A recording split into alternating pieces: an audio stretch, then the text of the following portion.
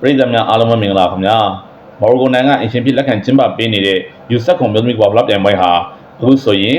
တတိယနေရာလူပွဲနဲ့ဘိုလ်လူပွဲစဉ်စီကိုရောက်သွားခဲ့ဖြစ်ပါတယ်မနေ့ကစင်ဖိုင်နယ်ပွဲစဉ်တွေရှင်မြန်ခဲ့ရပါတယ်စင်ဖိုင်နယ်ပွဲစဉ်မှာလက်ရှိချန်ပီယံမြောက်ကိုရီးယားအသင်းနဲ့နာမည်ကြီးဘရာဇီးကိုထိပ်တိုက်တွေ့ခဲ့တယ်ဒီပွဲစဉ်မှာလက်ရှိချန်ပီယံမြောက်ကိုရီးယားယူဆက်ကွန်မျိုးသမီးဘောလုံးသင်းကနာမည်ကြီးဘရာဇီးဘောလုံးသင်းကို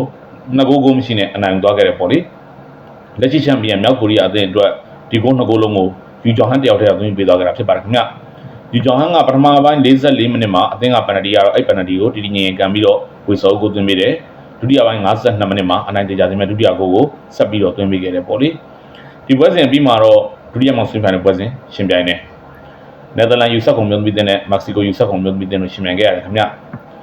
ဒီနှစ်ယူဆက်ကွန်မျိုးသမီးကဖလားပြိုင်မှာထူးခြားချက်တစ်ခုရှိပါတယ်အဲ့ဒါကတော့လက်ရှိချန်ပီယံမြောက်ကိုရီးယားယူဆက်ကွန်မျိုးသမီးတင်ပါဝင်တဲ့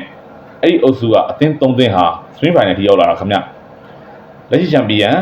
မြောက်ကိုရီးယားအသင်းကအုပ်စုဘူနဲ့သူကရှုံးထွက်ဆင်တက်တယ်မက္ကဆီကိုကကြတော့အုပ်စုဒုတိယပြီးရှုံးထွက်ဆင်တက်တယ်နယ်သာလန်သူကကြတော့အကောင်းဆုံးအုပ်စုတတိယအသင်းစင်းမှာပါဝင်ပြီးတော့ရှုံးထွက်ဆင်ကိုတက်ခဲ့တယ်အဲ့ဒီကနေသူတို့ရှုံးထွက်ကွာတာအဲ့ဒါတွေကိုဖြတ်ပြီးတော့စပင်းဖိုင်နယ်ကိုရောက်လာခဲ့တာဖြစ်ပါတယ်ခင်ဗျဒီတော့ဒုတိယစပင်းဖိုင်နယ်ပွဲစဉ်မှာနယ်သာလန်ကမက္ကဆီကိုကိုတကူမရှိနိုင်သွားခဲ့တယ်ပြောမယ်ဆိုရင်နယ်သာလန်ရှုံးကြီးပြန်ဆက်တဲ့ပွဲဖြစ်သွားခဲ့တယ်ခင်ဗျအုပ်စုရင်းမှာတော့မက္ကဆီကိုကနယ်သာလန်ကိုတကူမရှိနိုင်ခဲ့တာဖြစ်ပါတယ်စပင်းဖိုင်နယ်မှာတော့နယ်သာလန်ရှုံးကြီးပြန်ဆက်ပြီးတော့ဖိုင်နယ်ကိုတက်သွားတယ်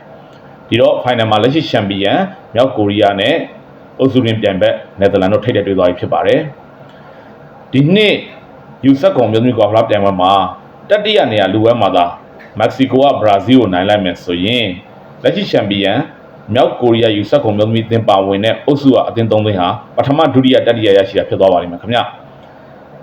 အခုဖိုင်နယ်ပွဲမှာမြောက်ကိုရီးယားနဲ့နယ်သာလန်တွေ့နေပြီမြောက်ကိုရီးယားဟာအုပ်စုရင်းမှာတော့နယ်သာလန်ကို9ဂိုးမရှိနဲ့ဂိုးပြတ်နိုင်ခဲ့တာဖြစ်ပါတယ်ဒီတော့ဖိုင်နယ်မှာ